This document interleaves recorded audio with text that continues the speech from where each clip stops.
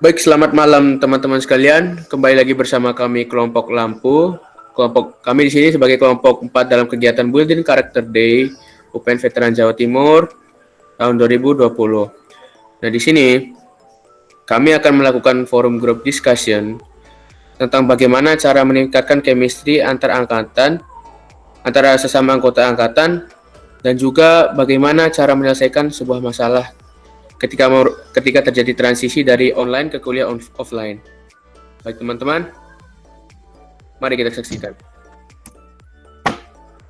Saya mau berpendapat, sebelumnya kan kita termasuk generasi yang spesial. Kenapa spesial? Kan online kan, semuanya serba online.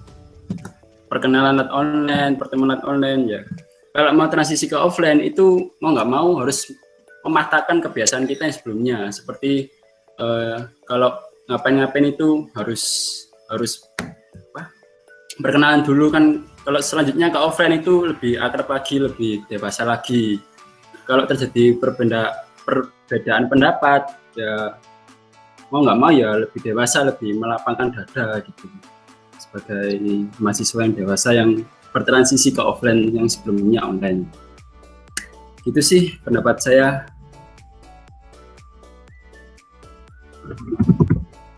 Ya kalau dari aku sih, menurutku kita itu harus keluar dari zona nyaman gitu ya. Kita harus aktif gitu, ngobrol satu sama lain. Kalau bisa itu ikut cangkruk gitu lah, diskusi kelompok. Terus harus saling terbuka gitu. Masih terbuka itu menerima pendapat orang lain gitu, nggak merasa paling benar dalam ketika musyawarah gitu. Udah sih, itu aja. Kalau dari aku itu gini kan, kita manusia itu gini kan, warna setiap orang itu beda-beda, jadi jangan nuntut sama gitu. Jadi ya kita harus tahu personality-nya mereka itu gimana, baru kita bisa akrabin, kayak diajak bicara pelan-pelan, mulai dari wah kamu suka ini, kamu suka itu. Nanti proses itu bakal bisa membuat kita jalan ke step lainnya, dan ya mungkin bisa jadi akrab juga sih. Gitu. Sekian. Jadi menurut aku cara menangani transisi online ke offline itu ya kita harus, selama online ini kita harus bisa berkomunikasi di antar angkatan gitu, menjaga komunikasi itu sampai kuliah offline. Kalau menurut saya ya sama sih sebenarnya sama teman-teman tadi. Kan di masa pandemi ini pasti semua kegiatan perkuliahan pasti online kan, dilakukan di rumah. Jadi tanpa kita sadari itu pasti berpengaruh pada kemampuan kita untuk sosialisasi ya. Ketika kita masuk ke dunia yang baru, masuk ke tempat yang baru, pasti kan ada hal yang pertama dilakukan kan pasti ada adaptasi kan ya. Tentunya kita kuliah ini pasti di perkuliahan kan ada beda kan sama yang kita sebelumnya di SMA atau SMK atau yang lain. Nah, kita perlukan adaptasi di materi kuliah misalnya yang sebelumnya beda banget sama yang sebelumnya kan. Nah, perbedaannya di tahun kita ini, kita kan diberi masalah tambahan kan dengan nggak bisa ketemu lebih dahulu kan. Kita nggak bisa kenal, kita nggak bisa tahu secara langsung. Bisa sih sebenarnya kan, cuma ya karena kondisinya gini kan, jadi ya serba online, jadi nggak bisa ketemu satu sama lain secara langsung kan. Nah, jadi kalau misal nanti udah kondisinya udah reda, pasti kan ketemu lagi. Nah, di situ baru kita bisa adaptasi secara langsung, mengenal satu sama lain secara langsung. Jadi ya menurutku tunggu aja, pas nanti ketemu pasti istilahnya kita terjun langsung ke kelas secara langsung, baru kita pasti bisa adaptasi, bisa memaklumi satu sama lain, dan baru bisa muncul chemistry-nya nanti waktu ketemu. Itu dari saya. Oke, kalau aku gimana caranya itu semuanya sih tergantung dari pribadinya juga. Kalau misalnya anaknya introvert, ya pasti nanti akan susah mungkin ya untuk diajak gabung gitu kan. Kalau misalnya kita mempunyai jiwa-jiwa ekstrovert gitu, mungkin kita bisa manfaatkan ya untuk mengajak teman-teman yang introvert, mengajak bicara pelan-pelan, mungkin kayak tadi mencari topik-topik kesukaannya.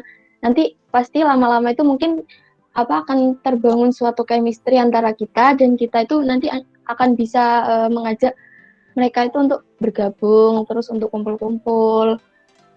Terus nantinya pasti masalah-masalah yang ada itu jadi bisa terselesaikan karena nggak diselesaikan secara sendiri-sendiri untuk yang anak introvert gitu kalau menurutku.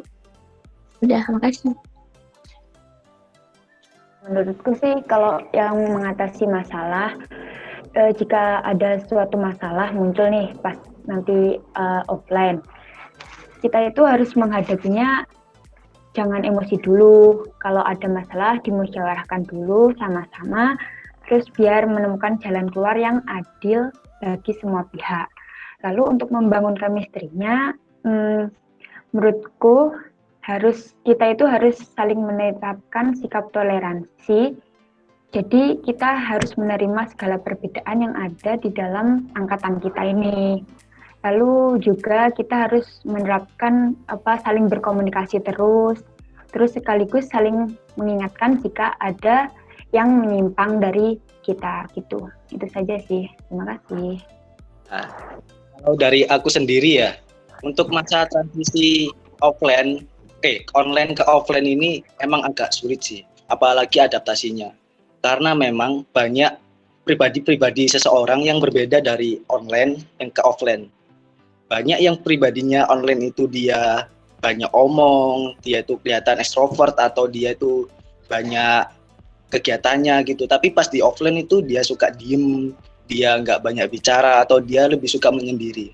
Dan itu untuk cara mengatasinya mungkin kita bisa ajak-ajak bicara lagi atau coba untuk untuk lebih mengenal dirinya lebih dalam lagi, karena memang harus harus memperkenalkan diri dulu di offline ini. Memang sih agak terlambat, tapi terkadang ada orang yang pribadinya itu memang berbeda.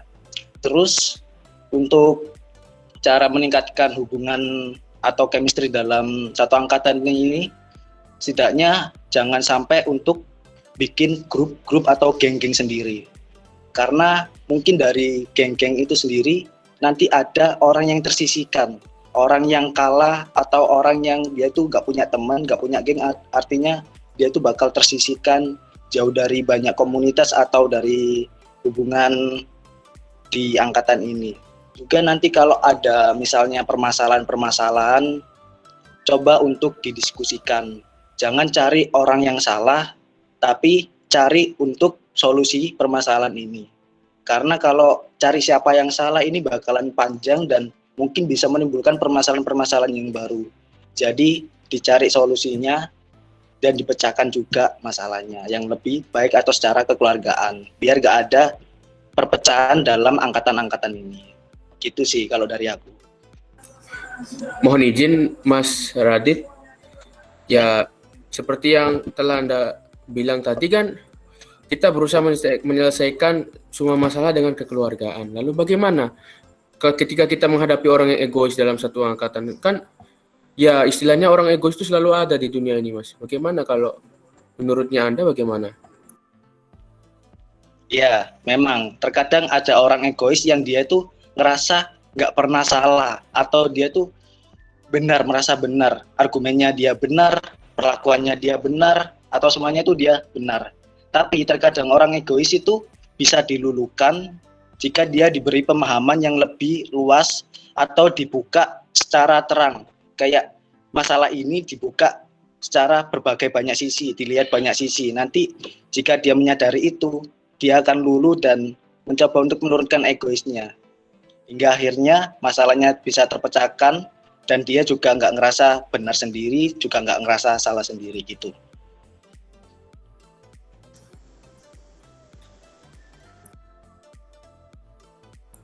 Siap. Makasih, Mas. Ya, Halo, halo. Jadi menurut saya kan kita menyadari bersama bahwa perkuliahan online yang sudah dijalani selama pandemi ini masih ada beberapa kekurangan dan nyatanya tidak akan bisa menggantikan perkuliahan offline. Namun perkuliahan offline tatap muka ini harus tetap terjadi apabila pandemi ini berakhir. Dan ini pastinya akan ada transisi dari online ke offline ya.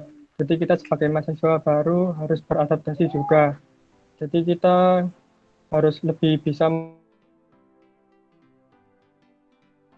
lagi agar bisa berangkat ke kampus biar gak terlambat lagi kuliah gitu. Kan biasanya kalau kuliah online kan bisa santai-santai tidur-tiduran gitu. Ya gitu aja sih, makasih. Kalau dari aku kan dari transisi online ke offline ini kan banyak sekali permasalahan yang di offline ini, terutama dari transisi SMA-nya.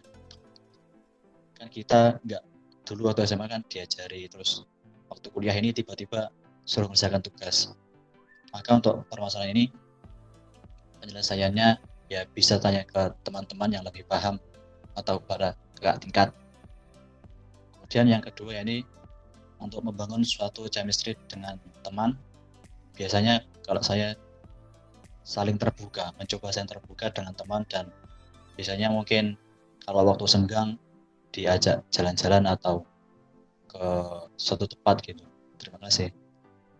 Kalau menurut saya, cara menangani suatu permasalahan dari transisi online ke transisi offline ini bisa dengan cara tuh kita menjaga komunikasi kita saat online ini.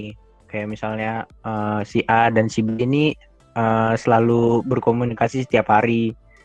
Terus kalau ketemu offline nanti, kemungkinan besar mereka akan lebih dekat lagi karena mereka sudah terbiasa dengan bahasan-bahasan mereka di online terlebih dahulu. Terus cara untuk membangun chemistry antara angkatan adalah dengan cara menyapa satu sama lain di jalan atau di lingkungan perkuliahan nanti. Atau bisa juga dengan cara berkumpul, sharing-sharing satu sama yang lain tentang misalnya masalah perkuliahan atau masalah-masalah pribadi yang lain. Itu sih dari saya. Terima kasih. Mas izin, Mas. Lalu bagaimana menurut Anda tentang tugas individu BCD yang telah diberikan? Apakah menurut Anda bisa mempererat tali persaudaraan antar kita seangkatan atau bagaimana?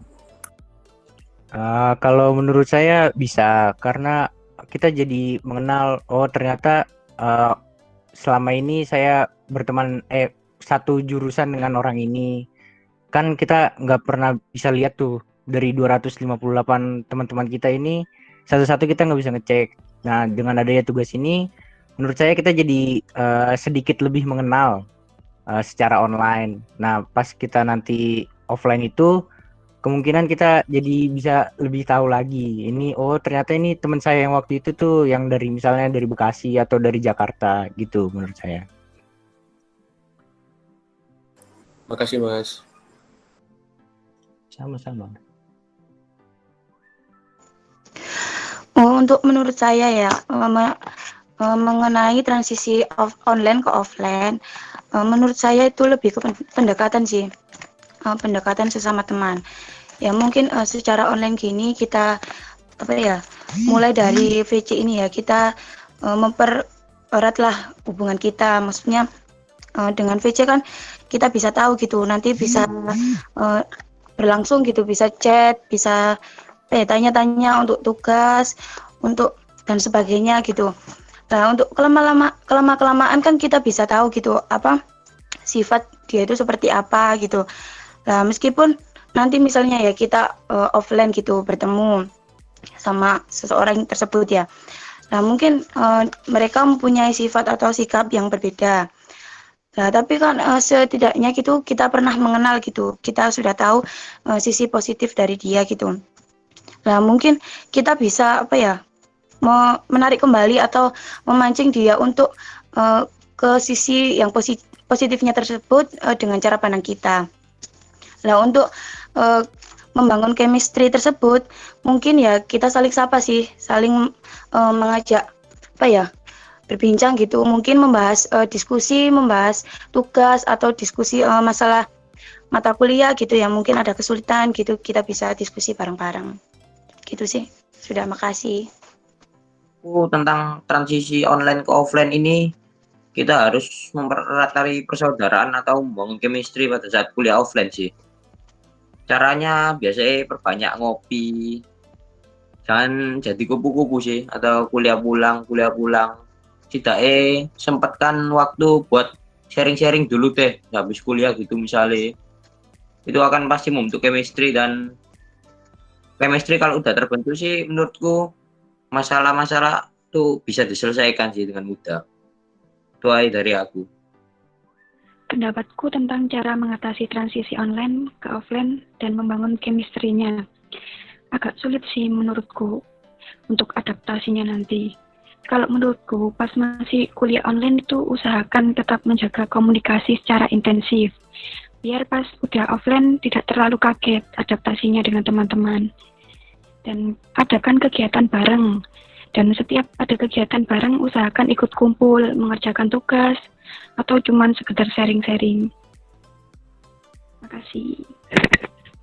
Nah, bagaimana kalau menurut Mbaknya ya, cara mengadaptasi dengan teman baru tuh bagaimana? Karena kan mau nggak mau ya, kita pas kuliah nanti juga istilahnya tugasnya berat-berat. Kalau kita nggak punya banyak referensi, ya kita istilahnya tepar. Ya, cara memperbanyak referensi kan tentu saja memperbanyak relasi, banyak teman. Gimana cara Mbaknya untuk memperbanyak teman?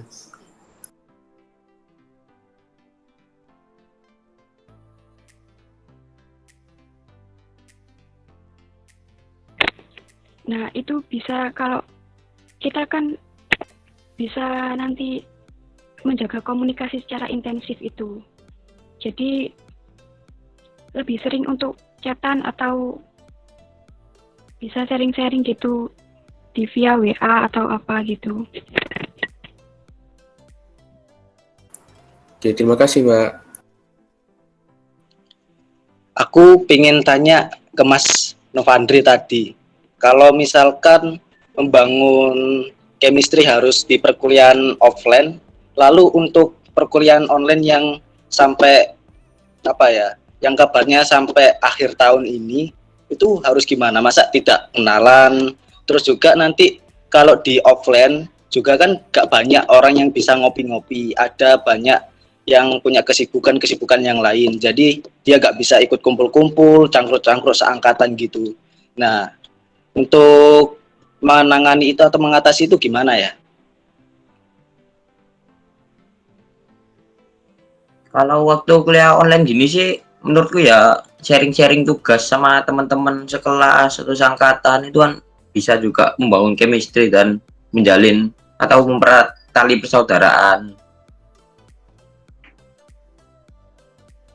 Itu aja sih dari aku. Lalu untuk yang perkuliahan, untuk yang online itu tadi apa? Kan banyak orang yang punya kesibukan. Juga mungkin ada orang yang malu-malu, dia nggak bisa kumpul-kumpul, dia nggak bisa kayak berkerimunan banyak orang gitu, dia nggak bisa, dia sukanya menyendiri, tapi dia punya keinginan untuk bisa akrab dengan teman-temannya gitu.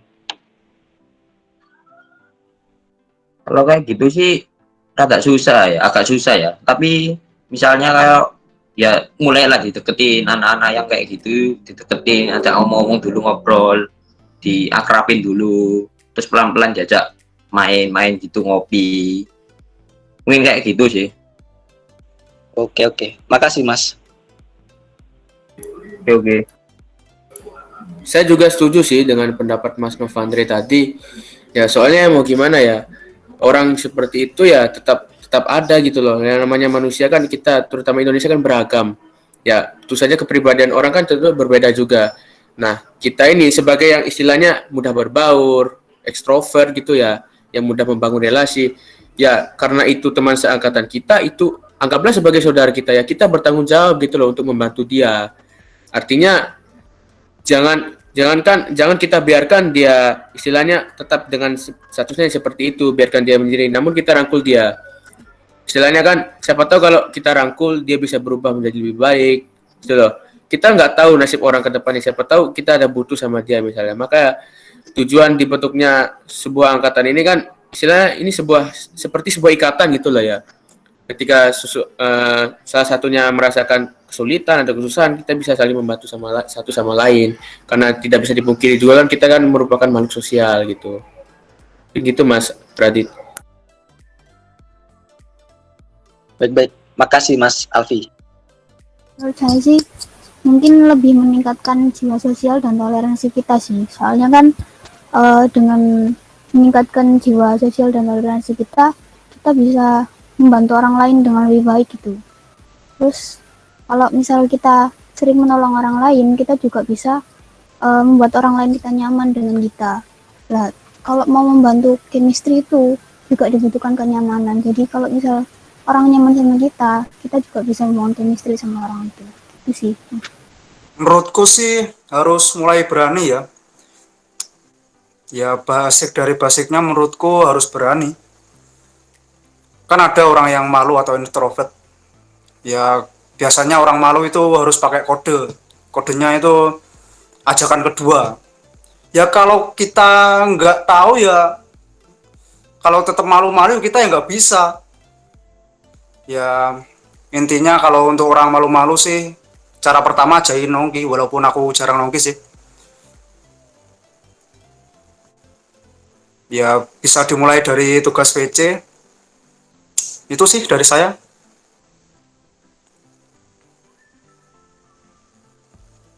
Ajakin nongki itu. Assalamualaikum warahmatullahi wabarakatuh. Perkenalkan, nama saya Pandu Alijaya. Saya dari kelompok 4. Saya di sini akan memberi pendapat saya tentang persoalan bagaimana cara membangun chemistry antar satu angkatan. Ya, gampang saja. Kalau misalnya ya itu kembali kepada dirinya sendiri juga sih.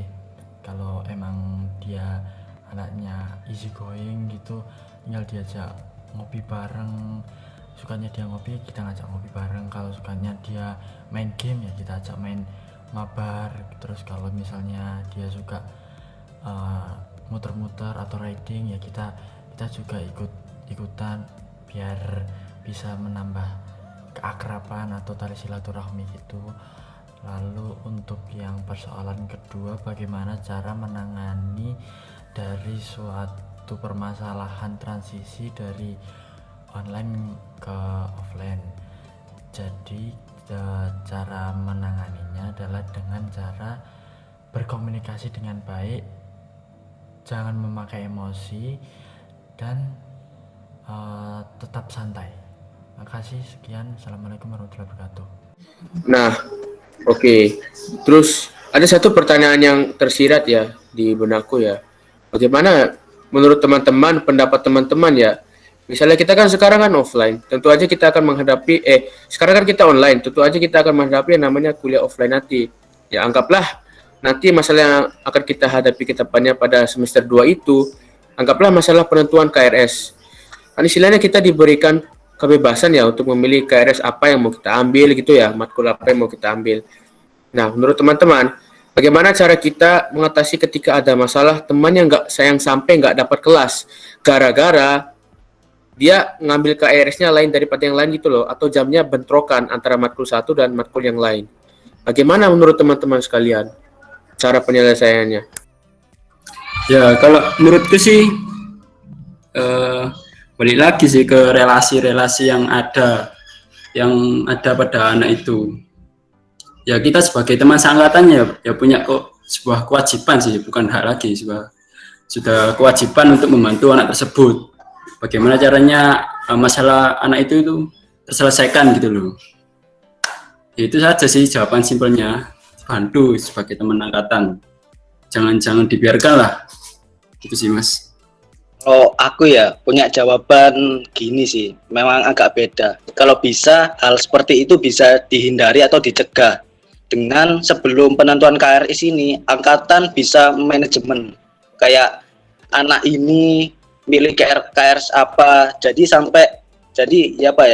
gak ada yang sampai gak dapat kelas atau gak dapat KRS atau dia sampai ngulang di semester. Nah, mungkin bisa di manajemen.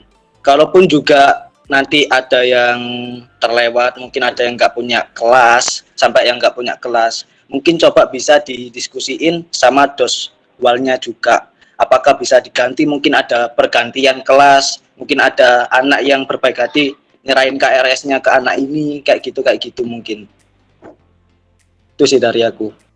Jadi aku sependapat sama Mas Aldo itu. Kita juga harus ada relasi satu sama lain. Apalagi kalau itu teman kita sendiri yang udah tahu dari awal. Masuk nggak bareng-bareng, Rek. Ya tahu mungkin mereka pemetannya beda, tapi lebih diingat dirangkul lagi gitu loh. Kayak wah, kamu belum dapat ini ayo ke sini gitu ya. Sekian, maaf Pak. Oke teman-teman, terima kasih ya atas jawabannya ya. Sekiranya mungkin jawaban-jawaban teman-teman tersebut bisa membantu dan menginspirasi saya ya, selaku misalnya koordinatornya untuk mengatasi masalah yang akan kita hadapi ke depannya ya. Kalau masalah ini kan merupakan istilahnya untuk menguji kekuatan kebersamaan kita selaku satu angkatan. Oke, terima kasih waktunya teman-teman sekalian, dan demikian dari kelompok 4, kelompok lampu. Lebih dan kurangnya kami mohon maaf. Terima kasih dan selamat malam. Bye-bye.